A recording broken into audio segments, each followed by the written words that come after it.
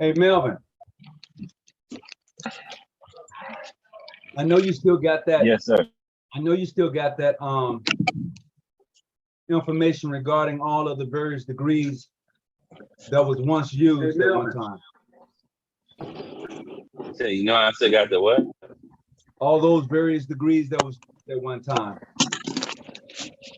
Yeah, I still got them. Yeah. All right. You might want to bring that out for me. Okay. Well, let me know when you're ready to go. All right. Well, we're ready to go now. We are up. We are on it. Here, you just here. So don't. Here, you want me to take it off? Yeah. So tonight, for those of you who are on, have the National Grand Master from your Prince Hall origin. I just thank everybody for coming in and joining us right now as we get down with the get down. And also I have my brother, the illustrious Melvin Lewis, and I have my brother John Hall on right now. So I've just formally introduced you, but I want you to go ahead and introduce yourselves, gentlemen. Starting with Brother Hall. Yes, I'm Brother John Hall, Worshipful Master of Progressive Lodge number 7, Freedom Accepting Ancient York Rite Masons, Prince Hall Origin National Compact, NN4, the United States of America. It's my pleasure to be here with my fellow brother. All right. Illustrious Melvin Little, go right ahead. Yeah, I'm Melvin Little from Progressive Global. Just call me Brother Little. I keep it real simple. I'm a real humble guy. Keep it like that. Well, I just can't keep it like that for the one and only National Grand Master now. He gonna have to bring some fire behind his name because he carries a lot of weight. National Grand Master, go ahead and just lay it on us now. Don't hold back, lay it on us thick. Hey, brother, I honestly, and Brother Hall has spent countless hours with me in various situations, and he calls me National Grand Master all the time, and I have to correct him and say, I'm Brother Ced, I'm Brother Lewis, because that's who I am. I hail originally from Prince Hall Grand Lodge of Mississippi, Freedom Accepting Ancient York Masons, Prince Hall Origin, National Compact. Was raised on June 24th, 1993. Was also part of the youth division from the age of about 11, as far back as I can remember. My mother's an Eastern Star, my father's a Mason, was a Mason, my grandfather and my great-grandfather, and they all served the National Compact in Mississippi. Now I'm a member of the most worshipful St. Mark Grand Lodge of Illinois, same jurisdiction, where I started a lodge here when I moved here back in 2009. I started the lodge, I think, in 2011. Served as the national senior ward, and now serve, of course, as the National Grand Master. Glad to be here this evening. Melvin, you're not gonna believe this, bro. I thought about you today. Something came across my Facebook page, and I don't use Facebook a whole lot if y'all hadn't recognized that. And I was like, man, I need to ask Brother Muhammad, has he talked to him? Because it's been so long, man. It's like my brother, man. We always stay connected, man. You know, my family go back to the compact 4 generations on my dad's side. And on my mom's side, it goes back to PHO 3 generations. But, you know, I had made the decision. I came over there, but, I got the greatest relationship with everybody over there. I keep everything 100. That's the way it should be. That's the way it should be. But now, one of the questions I do have a question. Do you have in your agenda to do recognition agreement with other organizations? In fact, I do. Tony put me in contact with the Grandmaster for Brazil. Yesterday, a few days ago, and he responded immediately and was ready to, let's get it. He wants to be in fellowship. Part of what, and I don't have to tell you the politics in the United States, but the one thing that we all have to recognize is we can't encourage division. And You know, one of the things I shared with Tony, man, look, all the stuff that happened in the 1800s didn't have nothing to do with us. But we don't want to, right, but we don't want to encourage division and to encourage separation. I always say to people, man, Masonry was designed to unite us. Further, it wasn't meant for everybody. It was meant for the elite, those who knew how to handle pressures, those who knew how to handle obligations, those who knew how to invest in communities and invest in people. That's what it was designed for. So that's my spiel for the moment. Well, I'm going to add to that. I have some other avenues that I want to offer you to open, you know, that door like I did there, so you can spread out a little bit more, however you want to run that. And I'm going to make that happen for you because I believe, as we've talked countless of times on the phone, in regards to how brothers should treat each other, the respect that we should have toward each other, and how we should carry ourselves. I do like one thing that you did say as far as Masonry should be more selective, that it should not be about the numbers, but actually should be about the quality of the individual that you are bringing into the organization. Because you and I know, as well as those who are on this Zoom right now, most organization depends a lot on the concept of their numbers, more so on the quality of people that they get. And so what we have a lot of times is some bad apples that come along within the organization. And when things happen, it really affects the organization as a whole. And most of the times, most of the people don't see the jurisdictions or grand lodges that are singular, that are sovereign in their own right. All they see is Masons. So even if I go out and do something crazy, it's going to manifest, it's going to cross lines, it's going to cross barriers, and we need to really get that across to our members and to those who are Masons, that no matter where you go, what you do is going to affect everyone. Although you may feel that you are singular, that you are this organization, that organization, is going to affect us, because people don't see it that way. People don't understand the construct of how Freemasonry is built. Oh, just a second. Somebody was asking in the chat, how did we meet? You want to go for that one, National Grandmaster? You know what? I don't remember how we met. I just remember, man, we had a conversation one day. We were on the phone for probably 2 hours chopping it up. I was supposed to physically meet you this past summer. That didn't work out for my schedule. But let's correct that. It was in the winter time. That was the winter? It was winter and it was cold. and you was like, I'm gonna try to make it. I didn't know the distance. Well, we was in the same area, but it really wasn't. It was like a 3-hour drive for you. And you was gonna try to make it. But it was cold. It was cold. It had been snowing a little bit. Nah. Okay. Okay. No, that's all good. But guess what? We gave it the good old college try, and we're gonna do that again. So that's gonna happen. So we actually met through Brother John Hall. Really? He was that guy. He was the catalyst behind it.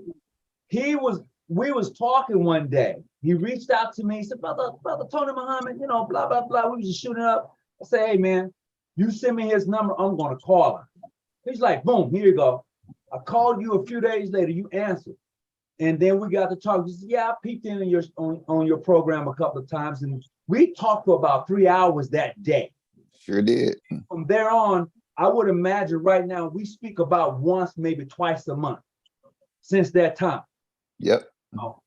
So that's the relationship that we have built, because we Mississippi boys and we see Masonry a little bit differently than others would see it. I would say, you know, because everyone else get all bent up. And I was listening to you earlier when you were just saying, you know what, you just called me Brother Lewis, you know, and I get that.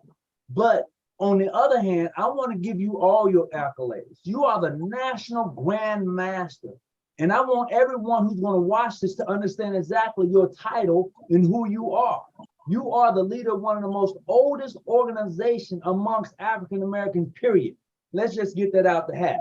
And I know how people have said, you know, PHA this and PHO that. I've heard the arguments, but nobody can never claim that they didn't come from that direction. You can say whatever you want to say, but you came from that direction. And as I have spoken the other night, all the organizations that we are a part of, be it the Shriners, whatever, we've all had our issues. Remember we had that conversation? You said, Brother Tony, we all got our issues. We've all had people to do certain things to us, by us, through us. We've had it. But that doesn't stop us from forming relationships and building a brotherhood. That doesn't stop.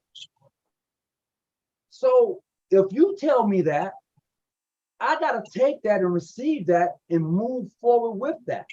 That's why I'm so happy that you was like, yeah, you want me to come up? Brother, I'm there. And a lot of grandmasters, period, are afraid to do the things that you are doing. They're terrified.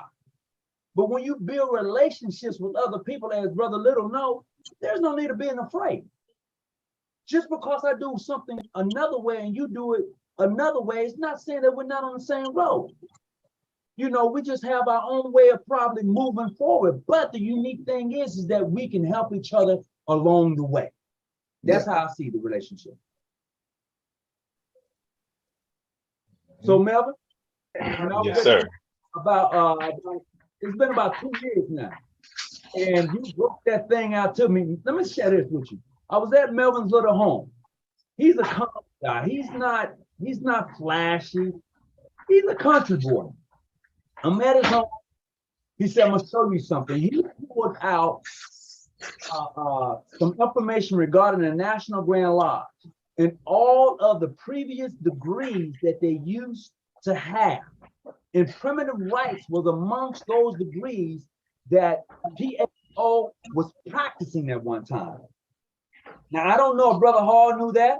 And I don't know if the National Grand Master knew that, because I certainly didn't know it until Brother Melvin brought it out. And he actually showed me, hey, here are the degrees that PHO actually had before. And now, brother, he can pull that up and put it in here tonight. I don't know, but it was unique. I can. Yeah, let me go in here and see if I can be able to allow people to share the screen. Yeah, I just have to go and I can I pull it up. You know, that's one of the things that a lot of people don't know, that back then they were practicing about almost like 15 different types of rites, and they respected the differences. But for some reason, with the advancement of time, it's like, you know, some rights have gotten forgotten about, or it's like now it's like your rights are wrong right, your rights are right. It's almost like how I feel about anyone who has religion, different religions. I feel like it's more than one way to get to the mountaintop. Whatever works for you, works for you. That's why the mountaintop is round. There's so many different directions to get to the top. Some ways are harder than the others. Absolutely. If you want to pull that up and share it, I have just given permission where any participant can show whatever they want to show as far as that was concerned. Now, okay, let me get with that being said, there are many of times I've traveled around and been able to fellowship with various brothers from various places. This is why, to you, National Grandmaster, I want to be able to share what I have with you as far as other bodies, foreign dignitaries are concerned. And the reason I want to do that, I want to be able to open up an avenue, just like you open up the door to me. That's what I want to be able to do. So with the Grandmaster Brazil reaching back out to you, there will be, I'm going to get you in contact with the Grandmaster from Peru, the Grandmaster from Chile, and some other Grandmasters. So you can go in and you can introduce yourselves to them, and you guys can do and talk and have their relationship. They use that translator, you know, through the WhatsApp app, and they will hit you back. They will do that. And you would also be getting invitations to come visit. I mean, and that's the beauty of it all. you know, and a lot of the jurisdictions that we have communicated with and have communications with are down in South America. A lot of them are.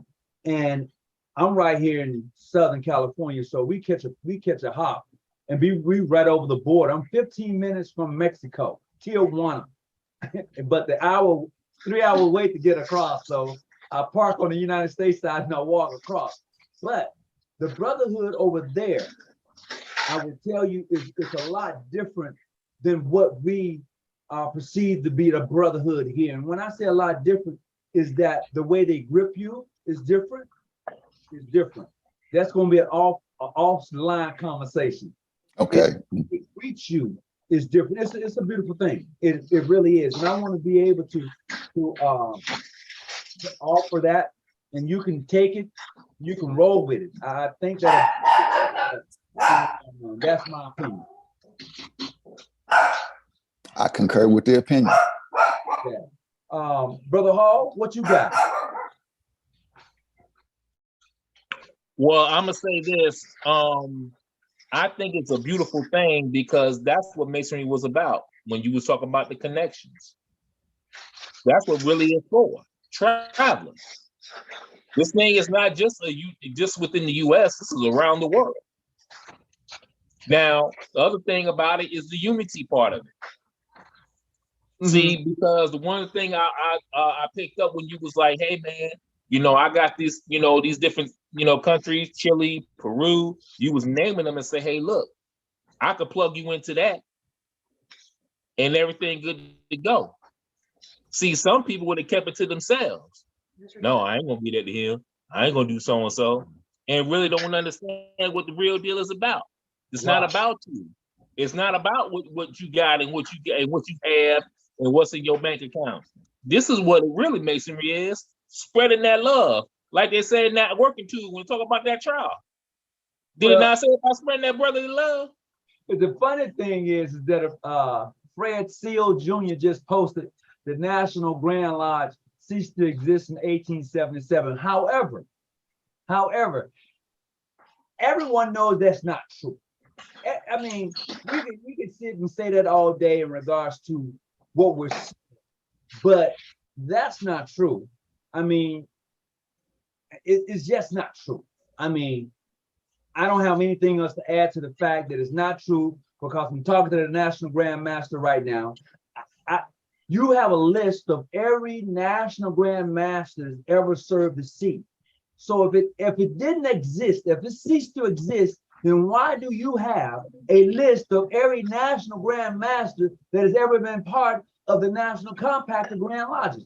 If it ceased to exist, I'm just throwing that out because that's the question that was in the meeting here tonight. You know, anybody can. Now let me say this, and I'm sorry about the National Grand Master. I know you got to come in, but National Grand Master, if I can say just a little bit before you hop on. This is the problem we have. We're not doing enough studying and researching. Because if you follow the studying, if you research, then you would know. The National Grand Lodge has always been in existence. It has never died. It's never shut down. It never said, you know what? Let's just close our doors for a minute. We'll probably come back to you in a later date. No. The National Grand Lodge has been in existence for God knows when. So this is the problem we have. We as a people need to do our research. Right. That's what we need to start doing. We need to start teaching. So if I can, yeah. All right. That's all I want to say on that portion when that person I was talking about has ceased to exist. No. It's always been in existence. Right. It will continue to be in existence.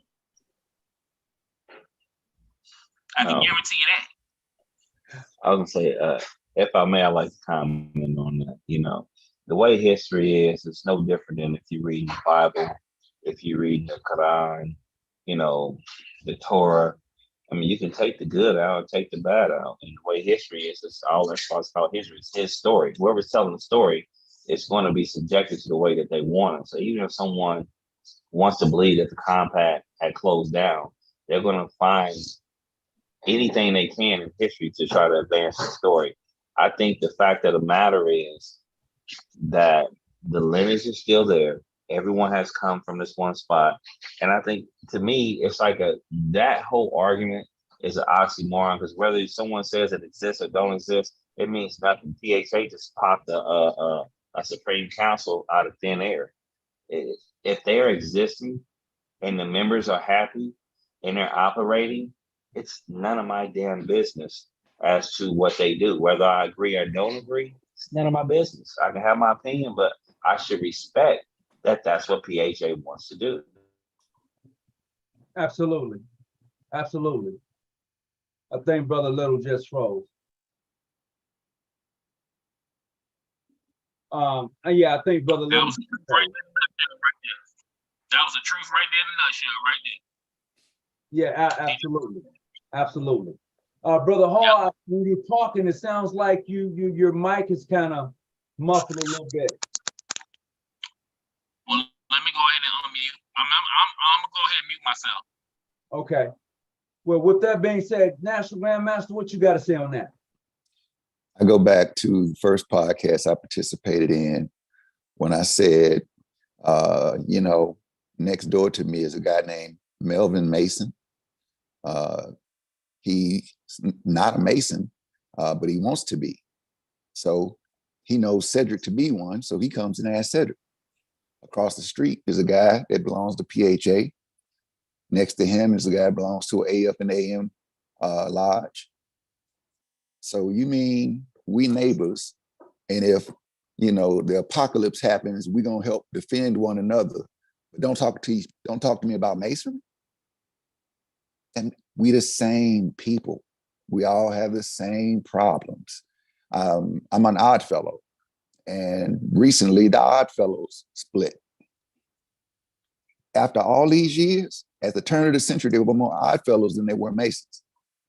And then there was a big lawsuit, and they tried to disband and eliminate Black Odd Fellows. So I'm just saying, man, we're allowing history to repeat itself, and there are fewer people interested in the order as we are.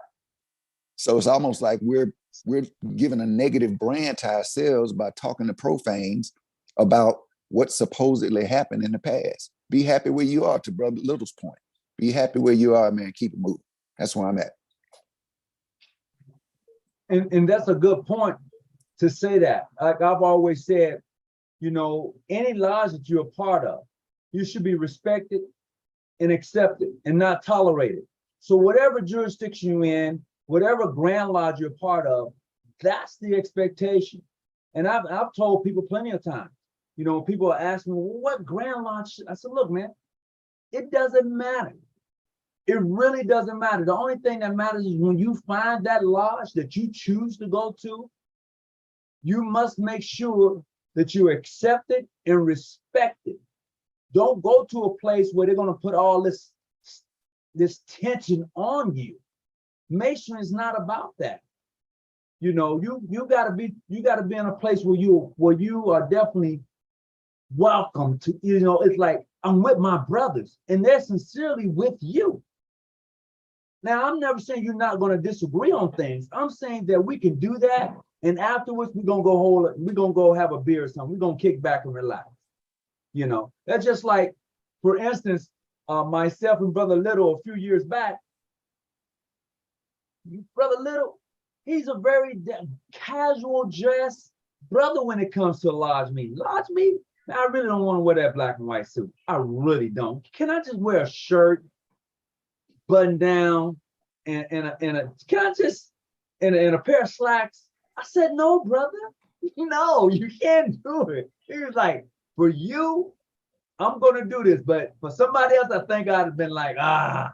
And the brother went and brought a bow tie, buttoned his shirt up, put a suit on for me. And it says a lot because he wasn't really having it. He was not really having it. And that's the God honest truth. But that just shows the respect level that he and I have for each other, that he felt, well, you know what, for you, I'm gonna wear the black suit thing, but I'm letting you know, I don't usually do this, Brother Tony. He straight told me that. So that's where you find that level, that ground that we work with in Freemasonry. Now, if everybody can find that and set aside their egos, Masonry would be in a lot better place right now. A lot better place. So Brother Cedric, National Grandmaster, how does it feel to be the leader of one of the oldest African American organizations? I got to answer this. I'm gonna tiptoe a little bit. I'm a tiptoe. I got to. I'm sure everybody who's present or listening, they understand everything that's going on with our order right now. Goes without saying, there have been some moments of straight humility, spend a lot of energy, but that everybody can't see because everybody doesn't fully understand what has transpired. Frankly, it's very, very happy, overjoyed to be elected unanimously. But I walked into a mess, call it what it is. Mm-hmm. And I'm giving my business acumen, money to the organization to pull us back fully to harbor. That's what I've been doing now for a year, almost a year and a half, almost 2 years. But progress has been made. We've had brothers and sisters who were given bad information and they turned around and said, okay, I see I made a mistake. Can I come home? Most, super majority who've asked to come back, we said yes. But there were some, to your point, Brother Muhammad, that were absolutely bad apples. We had to say no. But that wasn't the decision of the National Grandmaster. I left that at the local level for them to decide if they wanted to receive a member back. Mm-hmm. We gave them, the protocol is pretty much the same. If you wanted to go to another lodge, you got to leave a lodge in good standing to go to another one.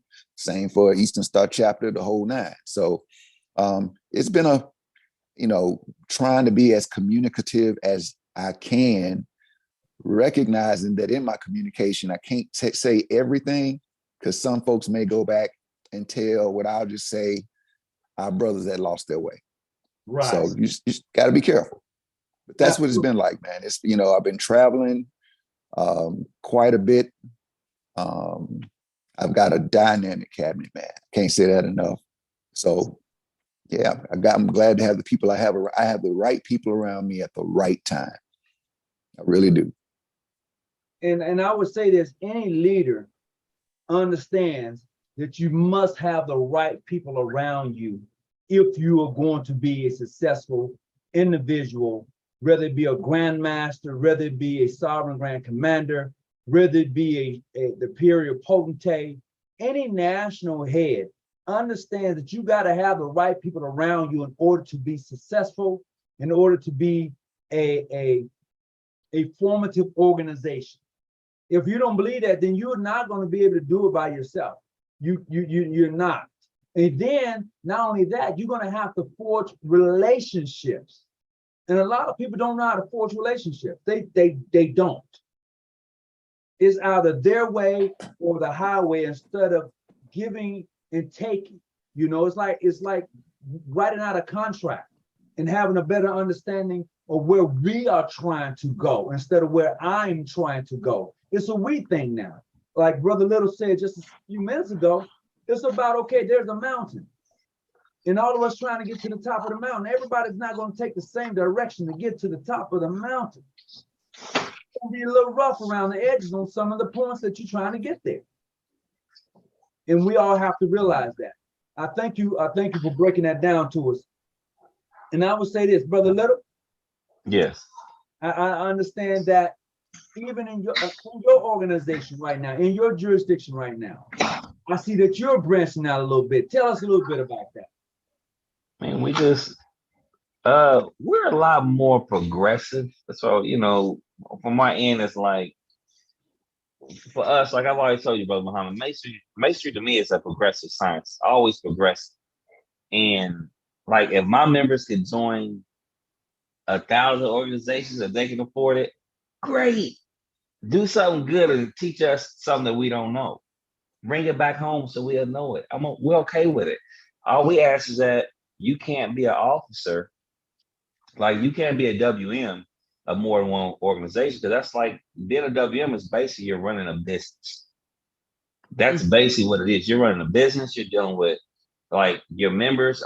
I have to put it in business terms. Y'all like everybody's different. Everybody has to be stroked different. Some people gonna be better at learning. Some people gonna be better at teaching. Some people are gonna be better at making sure that they're there. So we try to make sure our members to say, hey, what can we do so we can grow, bring something back to the house? And then people that are not developed, do we have any resources that we can give out? And if it is, it's like for me, it's like it's never a dollar attached to it, because one of the things I always tell my members, and me and my grandmothers, we always get to about this. If we don't have three things that we can get our money away to, because we got some guys that are like really, really financial, and I just feel like, hey, if we need to raise money, we got some guys that they got it, and it's okay. But I want us to do things to help out others, help other organizations, and then like if Brother Muhammad, if you're doing something, we're not gonna try to reinvent the wheel. So, oh, he doing it, you doing it. No, we're just gonna partner with you. You've been doing it, and if it's money that you need or hands that you need, whatever works. There's no, how can I say, there's no hate with us. We just try to work with anybody who wants to work with us. So what I'm hearing, correct me if I'm wrong, what I'm hearing is that you allow your members to have dual membership in various other organizations. Whatever they can afford. It's okay. They just can't serve an office, correct? You can't be a WM. Right. Like you can't be a WM of the National Grand Lodge and WM with John G. Jones, and you dual WM, because it is in my eyes, you're running a business. You're running a business. Like your members are actually business members. They're all different. Some of them don't like it, some might not like it, whatever. No matter what it is, you got to make it work. So if you had two different lodges, that's gonna cause all kind of, that's more drama on top of the regular drama you have. So, but you can be a member. What's wrong with that? So now, one thing I would like to ask the National Grandmaster, I like to ask him something. Is there any kind of way that I gave out some honorary memberships, just like what Brother Muhammad said? I gave out some lifetime honorary memberships to some truly influential people that are still in Masonry, very influential. Actually, Brother Muhammad was one of them. And is there any way that can still stand? I mean, you got the power. You got the gavel. Well, no, that's addressed in our Constitution and bylaws for the National Grand Lodge. We have the right, even the subordinate lodges, they have the right to do honorary memberships. Right. I know, it was just, I'll say now, I got permission from the Grand Master, and at the time the Grand Master told his council he didn't. I had the proof it for the greater good of the craft, and I showed only those who needed to know for the greater good of the craft, because he was he was the Grand Master. It wouldn't look good to shame him in that way. So when I say I took a lashing about it, I took a lashing. It was actually mainly from my guy, Brother Bells. And me and him talked about it, and I showed Brother Bells had apologized to him. I showed like some years later. And he was like, why didn't you say nothing? I said, no one man is bigger than the craft. Right. So, even though what happened is what happened, I felt like that the title was bigger than what I had going, and me coming out show, hey, don't do this for 5 minutes of fame. I think it would have been more disruptive. So I just shut up and just let it happen. Most guys don't understand that, but it was for the greater good of the craft and for the peace and the harmony. Peace and harmony, absolutely. But no, man, I don't have any say per se over who is selected for honorary membership. I mean, I've talked about doing it for some very influential people I know. The only thing, and the reason why I say it's in the bylaws is because I can't put anybody in a Grand Lodge. Right.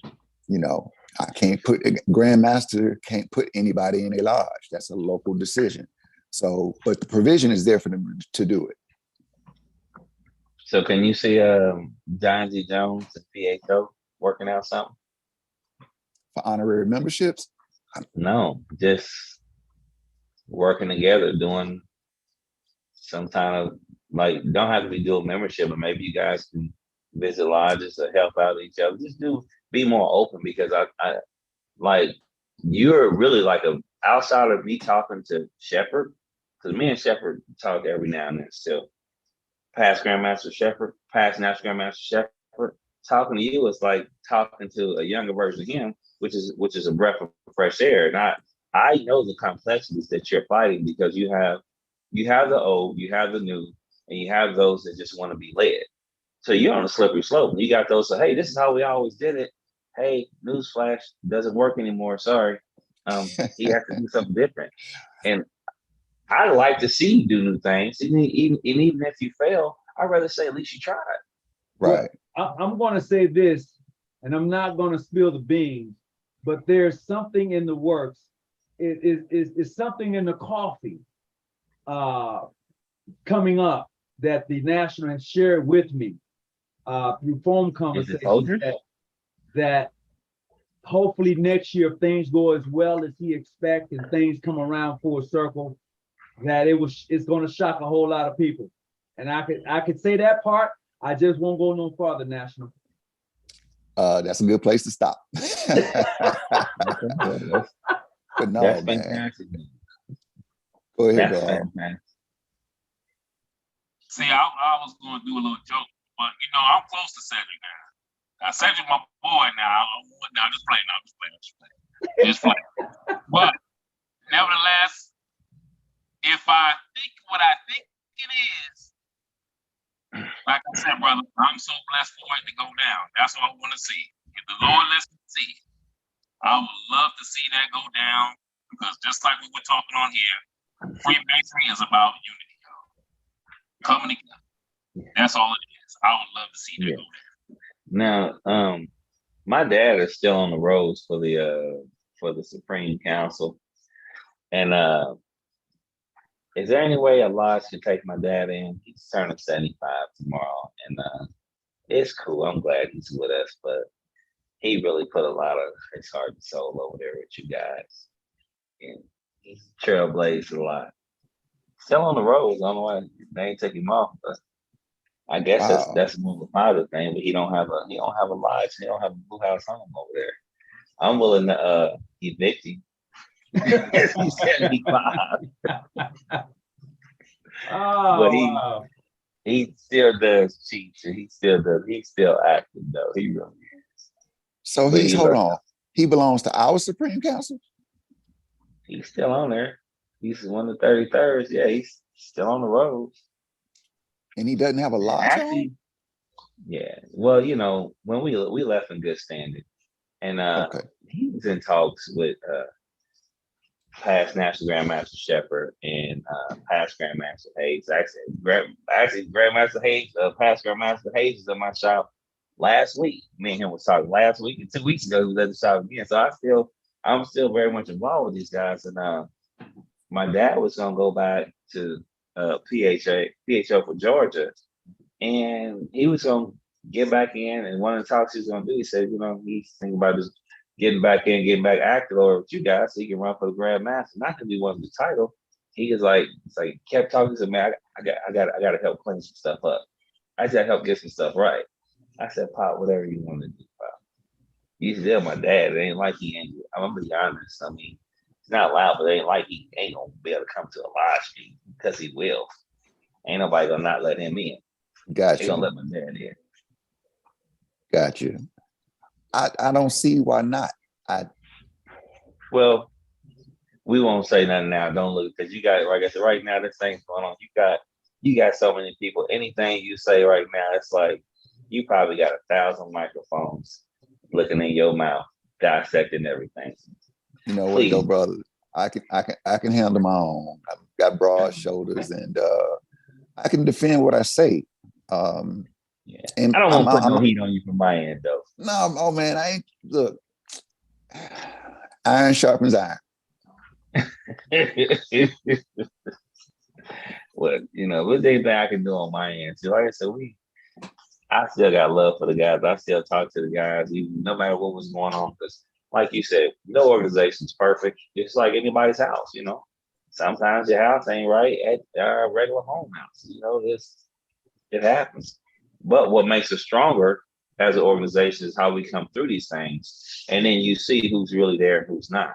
Right. So I commend you for taking on a really, really, really big battle and being there to do it. And like you said, putting things back on track. Because what most people don't understand is people say, oh, I want to be grandmaster, I want to be national grandmaster. They don't understand that's you're running a company. There is no difference. You got grandmasters, then you got other worship masters. You got all these, then you got the ladies. You got so much that you got to keep on track.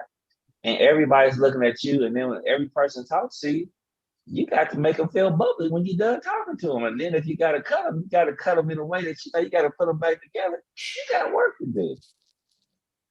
I'm commending you. Yeah. It's everything that you just said. It is, man. It's I like commend you. It's a lot of work. We were in Ohio, and I'm visiting all the meetings, and take me almost an hour just to get to my room and sit down, man, and just get a breather. You're tired of talking, but you got to give folks a smile. It's you got to be a people You got to person. give folks a smile. Yeah, Hey. you do. And everybody knows what's best. Everybody got all the advice in the world for you, but boy, I guarantee you. And I'm just saying this in general. Most of the people, when they sit on that seat, they'll bust like a bubble. Yeah, bro. So I commend you, because I understand what you're going through. So I commend you. That's all. Well, I'm going to add to that, Brother Little, because just think, who would have thought that the National Grand Master would be on a program like this? Who would have thought it? Because of the mindset of so many other people out there that looks to continue to divide us or keep us away from each other until we fall into the pit of just not reaching out. So on that thought, Brother Little, when you was talking earlier in regards to your father, possibly wanting to go back home, you was going to evict him, however you going to do that, that really says a lot in regards to the whole mindset that we deal with people in the organization. It goes back to saying earlier when National Grandmaster stated, everybody don't deserve to be a Mason. They just don't. And the process is that when you go do this interview with that person who gives you the best impression that he can give you so he can become a Mason, he needs to be watched. He needs to be like, okay, I'm going to check it, because he needs to check you out too. Because everybody's not welcome to my home, although I may meet you in the street and greet you. It doesn't mean you're welcome to my home. And I believe that when people see us that way, and they're asking to become a Mason or Eastern Star, they would know that it's not just a party or social club type of organization. It is truly, as I say often, a society, a true society. What do you find in a society? You find everything that you need in a society that meets your need. I never said you weren't gonna have no issue. I said, but they're there. Be it friendship, be it family, be it someone who's going in their own pocket to help you along the way. It's all there. But some people like to abuse the society. Some people like to take from the society and put nothing back in it. Some people will come to the society, and next week they be asking you, hey, can you help me pay my rent, brother? Hey, sister, could you give me some gas money? Well, the thing is, you should already be in a place to where you are able to help the society and not cause it more financial hurt or anything like that, or put it in any type of situation because you feel now that you remember, now it's time for you to take. And this is what happens a lot of times. But if we can somehow deter that, it would be so much better. But this is where we're at today. And this is why we build them the way we're building National Grandmaster. And I think with the conversation that we continue to have, along with Brother Little, and I spoke with Brother Rico today, Brother Little. Oh, you did? Hey, him and my wife was, I guess they went to go, tomorrow's my dad's birthday. So they went to go put the little place together for him. He don't know about it. He ain't watching this anyway. Okay. Well, in saying that, we out tight. So there's a couple of things happening. He has an event that is coming up next year in March, if I'm not mistaken. And I would tell you that his event that's coming, it seems like it's growing every year. It's the National, let me see, I think it's the National Masonic Congress. Shucks, there's a name for it. United Nations. It's like where brothers that come together in fellowship. I mean, it seems to me that grows every year. I hadn't had the opportunity to come, but I've been invited. So next year in March, it is my intent to make sure that I get to Atlanta, because the last time I was there, I almost bought a home. Well, yeah, you got a home you can stay in whenever you pull up. You already know that. That is true. That is so true. So, that's my thing. That's my thing right there, is really taking it to another level and really exploring all that Freemasonry has to offer. And a lot of people don't want to do that. Right. Well, Brother Little, I'd like you to go ahead and explore those tell us more about those other degrees. I'm just curious to see if it's the same thing that I found that I had never seen before. I just sent some to Brother Muhammad. Okay. I don't know let me see if I can pull them up. Hold on. Let me see if I can pull them up here. See, I ain't the Zone Master, but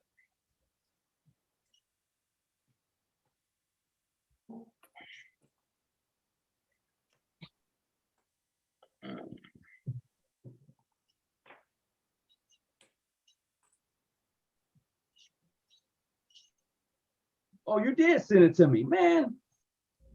yeah, I've been sent it to you. I can, I ain't the master of the zone, but I can pull some up here I got here. Yes, quite a few. It is. Like, let's see what they have here. The highest degree I 15 saw different ranks. was like the 96th degree, because Richard Howell Gleaves had it. Okay, so that must be the right of Mizram. Yes. But then you got the right of perfection. You had the right of the Grand Lodge of the Three Globes of Berlin, the Fessler Rite, the Ancient Reform Rite, Primitive Scottish Rite, Ancient Accepted Scottish Rite. You know that one. French or Modern Rite. You got your York Rite.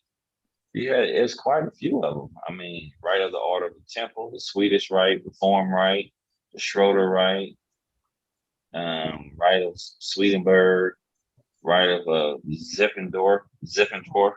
So you had 16 different rites, but I also sent him something where the other, like I guess you call them the regular, they call it something regular Grand Lodge, whoever they are, just the other guys, they had a lot of different rites that they were doing too. They did. Absolutely, they did. They had about 20 different rites that they were asked to use. So these are things that people don't understand. And let's see here. Yeah, these things that people don't understand. So I send them to you, Brother Muhammad. Hopefully you can get them pulled up. But like, so my thing is, who deemed those rights to be unworthy, to be studied, or to say, hey, they're not part of this? And I mean, it's none of my business. Like you said, it's in the past, but it seems to me that there was a downsizing and elimination where now it's mainly, York and Scottish Rite. Right. Brother, I've never tried to study from whence those other rights came. But I remember when, like Thomas Stringer from Mississippi, well, actually wasn't from Mississippi. He was born in Pennsylvania, first Grand Master of Ohio. He was over the Widow's Son Grand Lodge, helped form the Widow's Son Grand Lodge of Ontario. Then, of course, he came to Mississippi. Them boys was practicing some of everything. Him, Richard Howell, Belize, all those boys back there, man, in the 1870s. They was doing it. So who's to say it was Mason? That's what I'm saying. So like today, somebody said, "Oh, that's not masonry," and I don't understand it because, like for me, I feel like I know a lot of organizations, they do things that I might not agree with, but because they're sovereign, I respect it and I shut the hell up and I try to understand it. Whether I agree or not, I like to try to understand because I respect everybody's sovereignty. Well, my thing is those rights you're talking about had to have been something Masonic. Otherwise, Glee's stationery on the National Grand Lodge minutes wouldn't have reflected he's 96th degree and 33rd. I mean, there would be no reason to do that. Got a good point. Okay, can everybody see that? Yep. Okay, so those are the degrees that was being initiated No. to various rights under PHO. No, not those. Those are the ones. That's what the UGLE and the other state lodges, they were doing those degrees. Hold on, I think this is it then.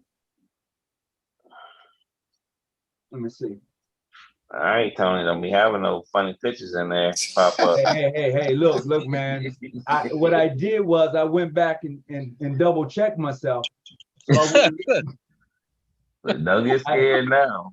I did. I had to go back and check to make sure. Get your toes cut off. I'm telling you. Watch out there now. Yeah, but also look, but while you doing that, look at all the different rights that they were doing as well. Mm-hmm. We're doing a little more than York, right? And Scottish, right? Mm-hmm. Wow. So Melvin, let me correct myself. These are all the rights from mainstream Grand Lodge? Yeah. Okay. Yes. That's what I'm trying to say, man. I'm just saying, man. Yes. What I'm saying is how we forgot. So my thing is, if masonry is a progressive science, the shrinkage of the right shrinking is not a progression, that is a degression. Right. And I don't know how that happened, but even if we don't practice those rights, I think it's all good for us to understand. It's just like how we don't talk about they had women in the lodges in the 1400s. Wow. We don't like to talk about that. But it's documented. It's not theory. And see, when I see Scottish Rite, I've seen a Scottish Rite Blue Lodge ritual. I have it. And the first 3 degrees fit right into the 4th degree in the Scottish Rite. It opens completely different. And when you read it, see, I kind of call it like this. I call masonry an abstract science. And the reason why I call it abstract is because if I can make sense of what's being explained, taught, practiced, and it fits my logic, how am I to say that it's wrong? Now, you've been in a few jurisdictions. I've only been in one, but I know brothers from multiple jurisdictions. Everybody does not do even the science the same way. They sure don't. Even in the first 3 degrees. And those are supposed to be quote unquote symbolic. So yeah, it's just yep. So if you take a look now, gentlemen, I think this is what Brother Little was sharing. From 1847 to 1877. So that tells me that all these Grand Lodges, they was doing all kind of popcorn. They're doing a little bit of everything. Yeah. but I guess it's been reduced now to the main two. But clearly, that was a national grand lodge that was really, really open. So, I mean, that's a Wow. lot of rights. I'm trying to figure out trying to be the grand master, and you going to visit. Yeah, I mean, that's study in itself. Right. A lot of different openings. I mean, because when you look at all these rights, you see, first you have the York Rite, and then you have the French or modern Rite, then you have the ancient and accepted Rite, then you have this was that the philosophy, or no, it's not philosophy. Philosophic. Yeah, of Scottish Rite. Scottish Rite. Then you have the primitive Scottish Rite, ancient Reform Rite. What's that? How you say it, Melvin? That's I don't know. Oh yeah, Fessler. The Don't have me Fessler mess Rite. it up. I'm not gonna lie to you. But Yeah, with Fessler all the Rite. different rights, though, it's right here for you. You know, National Grandmaster. I think I'm gonna have to email you this copy right here. Yeah, I'd love to have it. You know, so Yeah, I just sent my email address in there too in the chat. I like to Okay. have it. yeah, definitely. And in having this, then you can kind of see all of the various rights that was out there, even before you get to just your sovereignty of your first 3 degrees, when you have all of these other degrees that are out there. And this is not even what we can see to be Scottish Rite or York Rite. These are just Right. rights So they had totally so on these base. rights. Yeah. So honestly, what I would like to know is they had to get permission, maybe, from these different places. I think we got some documentation missing somewhere. Well, I know That's that a lot of different rights. the Grand Orient of France, the Grand Orient of Cuba, I have minutes where they sent recognition. There was no question. Yeah. What about rights of the Grand Lodge of 3 Globes of Berlin? That's one of the first rights. Excuse me. That's one of the oldest Grand Lodges in the world. I don't think they exist anymore, but that was like one of the oldest Grand Lodges. They were I like, wonder if someone got some information on them. And I'm how many gonna have to look lodges? that up myself. Yeah, you So- know, now I'm sorry, go ahead, Joe. no, I was going to tell you. So the Grand Lodge of 3 Globes, what happened is I'm pretty sure that was the oldest Grand Lodge in Germany. Well, when Hitler came along, you know, and masonry seemed somewhat secretive and all that, he shut everything down and took all their paperwork. There's now a Grand Lodge in Germany, but it's not called the 3 Globes. But yeah, that was the first Grand Lodge. Okay. All these Well- others, I have no idea. Well, what I was just thinking is if some of these actual places or Grand Lodges still exist, maybe they might have some documentation that's kind of been kind of lost to us over here. That's I very don't possible. know. I'm just throwing that out there. I mean, maybe. Yeah, it's not impossible. I mean, just for a history purpose, I think it's good for history. But I guess y'all still got bells over there, right? Yeah. Yeah, I think that's the perfect. That's the perfect researcher right there. You know, bells are gonna find it. Yeah, he's good. I give credit where it's due. And then when that happens, that's going to really open another whole chapter in the PHO legacy. That right there should open a whole nother chapter, because now you're saying, and now you have documentation saying, look, before everybody else was practicing these different degrees, here's what we was doing. We was beyond, or we was doing something different between the Scottish and York Rite. Here's what we was doing. And a lot of times that gets lost because we try to mimic other people. Yep, that's exactly what happened. You know? So the things that you saying a lot without saying a lot. So chill out. So the things that we develop for ourselves, we put them aside because we think somebody else has something better. When they've taken the same thing that we've had, switched it, flipped it, and said, look at what we got.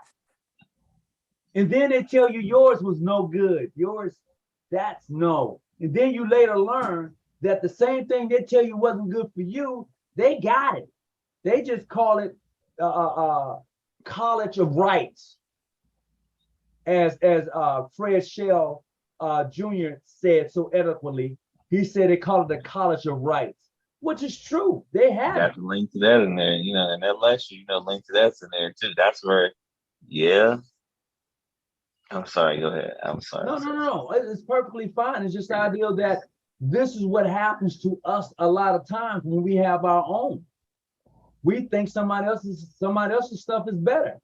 You know, now granted, their house may be bigger.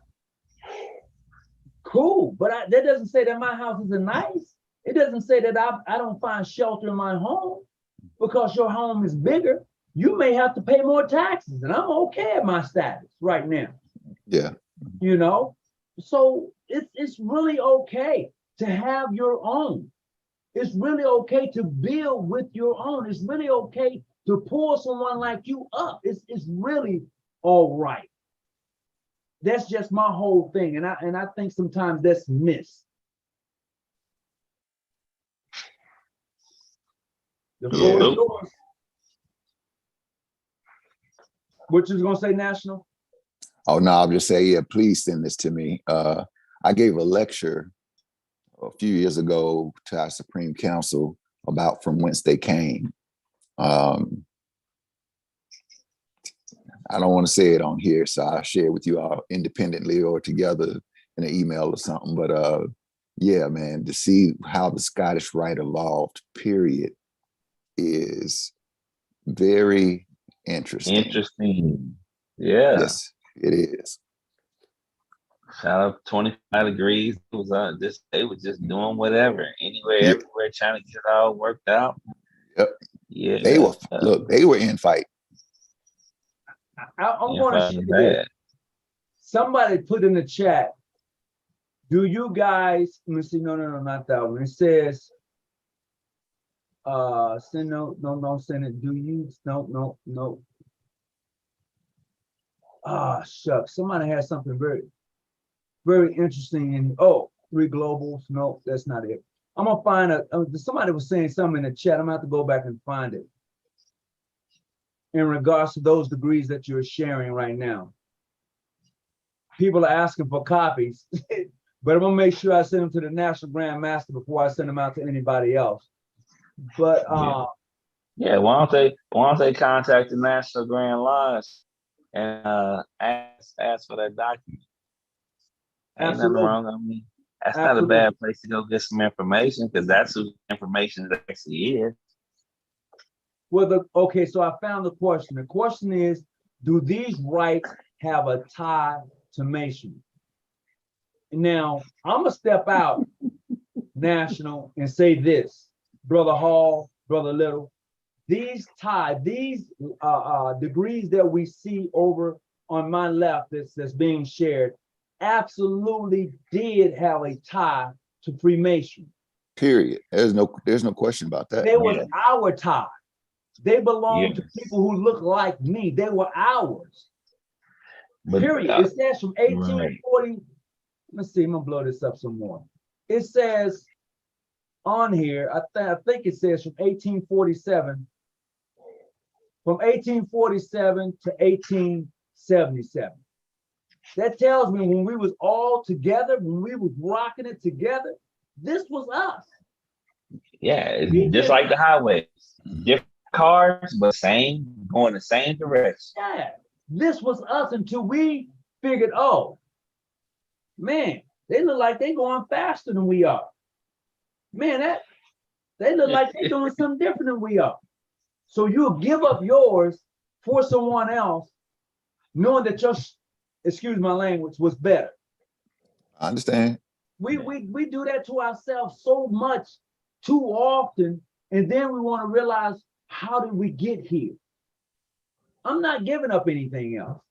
I'm about building bridges. Now, occasionally I blow it up because that bridge don't need to be crossed again, but I'm all into building bridges. Now, occasionally Masons do some destruction. We do tear up stuff. I'm talking about them operative Masons. They tear up, they blow up bridges and buildings and Control chaos. you know, but I'm about building that bridge. And I believe that showing these various rites tells you that one part, we was on a whole nother level. We did this to ourselves. And I would like for us to come centered again. Yeah. You know, that would be nice if we can do that. Well, maybe the National Grand Lodge can, you know, maybe might have a researcher or somebody that may have some that may end up finding something from somewhere that's been somewhere that didn't nobody know that they had. I don't know.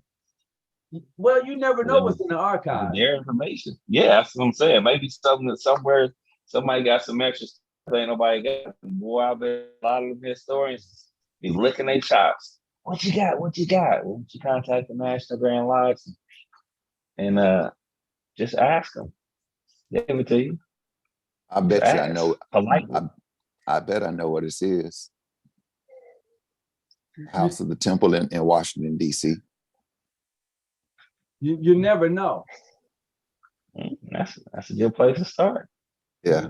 You never know. But then also, yeah, then you got guys that took stuff and rearranged stuff. But you know this with this, but it's good to know that there was a lot going on. Like for the National Grand Master have all those different rights up under their jurisdiction. And I mean, me, that's like just it's one thing when you see it on paper, but I don't think when I see that on paper, I see different organizations from all these different places that I need to be somewhat versed on all of them. From the National Grand Master, that's yeah. I leave the guys like, hey, yeah, I really just go visit. Hey, that's a lot of pressure. Yeah, I'm just telling you, I'd rather just go visit though. At least I'm telling the truth. I'd rather go visit, say I was there, keep it simple. So this I don't understand. So I would hope, like, is there a path for like even I'm just saying, for instance, let's say different John G. Jones Grand Lodges and PHO, just to have some kind of agreement where you guys are working together. Because like it's 2022. I know. I would brother. say this while I'm here live, and it's not to put the national on spot, but I am going to put him on spot. He a big boy. He already said that. If he put out the word, if he just put out the call to have a National St. John's Day somehow, or a event to invite other Masonic lodges to come out and fellowship at a convention of sorts, I personally believe he will get one of the greatest receptions there have been for someone in that position. Because now what he's doing is he's passing on that that olive branch. He's saying, okay, here's an olive branch, like he and I have right now in our conversation that we have. Well, here's this olive branch. Come join us at St. John's Day. Come join us at this event. And let's see where it goes from here. I mean, but that will be that. And I think a man in his position has that, who has the power and authority to do certain things that others are afraid to do. Now, I understand that there's a letter out there from some years ago where PHA and PHO did come to the table, sit down, and had a great conversation, and some letters and things were signed. Talking to one Woodard did. I personally talked to Woodard to get the real story. I called Woodard up. Okay, but for whatever reason, that I got the real story. Okay, I don't know all of what what all happened in the background of that agreement and what's supposed to have actually occurred, but they were on the right road. Yes, they were. I don't know who they got scared of, but they was on the right road to do something big. I can give you a super short story from the horse's mouth. Scared. No, from the horse's mouth, I'm gonna tell you from the horse's mouth. So this is not what I read. This is from the horse's mouth that was sitting at the table. everything was a done deal. But like, you know, you got factions. That's why some things I may mention that we may talk about, like us in the National Grandmaster. I'm gonna say when we get offline because I understand the complexities. The deal was done on both sides, and some of the PHA guys said, "Hell no, absorption or nothing." So when he came to sit back down, they're like, "Yeah, well, we're gonna have to do it like this because we can't do it like that. This is how it go down." He's like, "Nah, we ain't doing that." So it went from saying it was all gonna be worked out, kumbaya, to saying, "Nah, they have to be absorbed." Well, we're gonna. I'm giving you the fast story, Well, and I I heard want to hear the whole from the story. So horse's mouth. here's what I'm going to do. We've been on here for about an hour and some change, and let me see. I'm gonna see what's in the chat real quick. He said, "Did all of these rites consider themselves to be part of masonry of their own school of mystery?" National, would you They like need to to answer send that their question? email information to the National Grand Lodge and ask that question. Anybody take the National Grand Lodge some time to figure it out, and then the National can get back to you with what they find or these findings. Absolutely. So, So can I want to offer some additional context to what Brother Little just said about what happened back in 2001, because the reason why that happened was because of me. Oh, We back at that time, we had those Yahoo groups, and we were bantering back and forth because we let PHA in our group, and they came in talking about who we weren't, and I started doing my homework, and I found out who we were. All right, so Joseph Walks was still living at that time, and he reached out to me and found our Grand Lodge website. He thought I was the National Grand Lodge Secretary, and I was the Grand Lodge Secretary for the Prince Hall Grand Lodge of Mississippi. okay. And he and I started talking.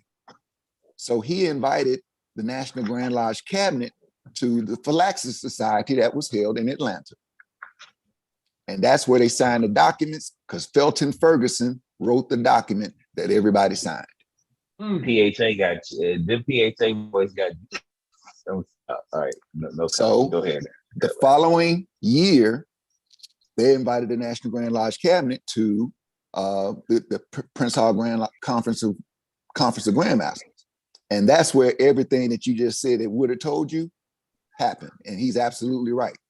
That is what happened. Hook and crook shank. They're like, I get. But what I heard from the horses, y'all like, what the hell is this y'all present to us?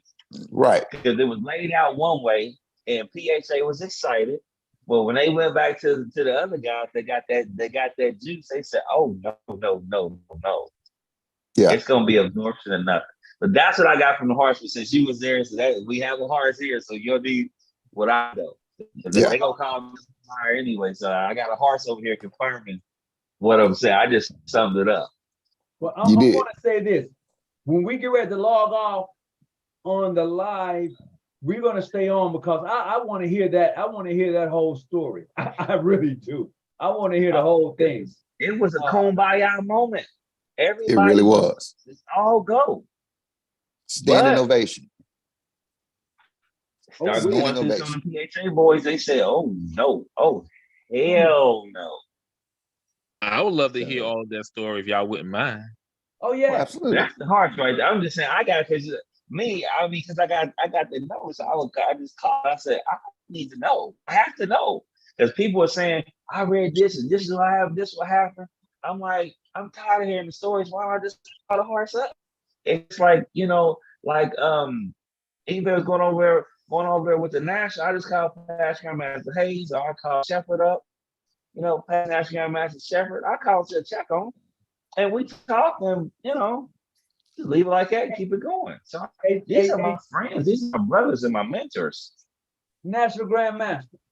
Yes. So you saying that you was at this particular meeting, right? No, I was not invited. Only the National Grand Lodge Cabinet was invited. I'm the one who facilitated the meeting for the National Grand Lodge officers. We have a horse in the room. Okay. That's good enough to be a horse in the room. So my next question was do you know if Walker was present at any of these meetings?